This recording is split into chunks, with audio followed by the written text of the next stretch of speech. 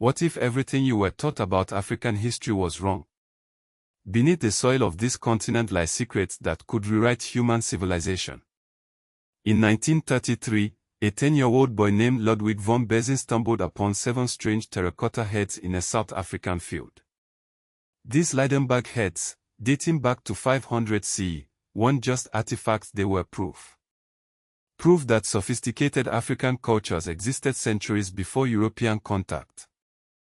But this is just one piece of a much larger puzzle. Across the continent, from the stone ruins of Great Zimbabwe to the abandoned city of Gedi, the evidence of Africa's glorious past was systematically ignored or destroyed. They saw civilization flourish for an astonishing 2,100 years between Nigeria and Cameroon, yet their language remains unknown. Modern Kotoko people whisper legends that they saw were giants, but colonial archaeologists dismiss these oral histories as myths.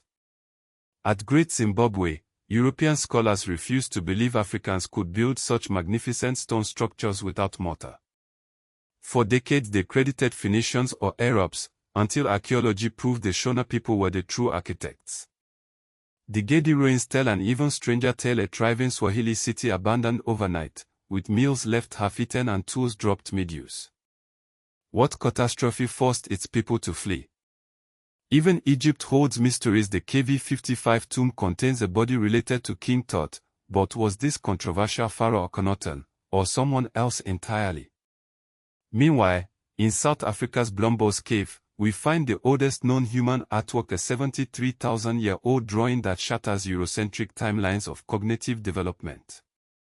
These aren't just historical curiosities, they're weapons against centuries of racist pseudoscience that claimed Africa had no history worth remembering. When you visit Zimbabwe today, you'll find Great Zimbabwe's iconic stone towers on their currency and flag a defiant reclamation of stolen heritage.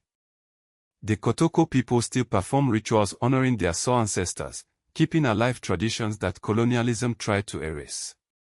3 African monarchies still rule today in Eswatini, Morocco, and Lesotho, leaving connections to pre-colonial governance systems that outsiders claimed were primitive. The real mystery isn't what happened to these civilizations, it's why Western academia worked so hard to bury their achievements. From the debunked myth of the lost city of the Kalahari to the deliberate misdating of Great Zimbabwe, we are only now uncovering how deep the deception went. But across Africa, a new generation of archaeologists and historians is piecing together the truth, one terracotta head, one stone wall, one cave painting at a time. The greatest African mystery isn't in the past, it's why we were never taught about these wonders in the first place.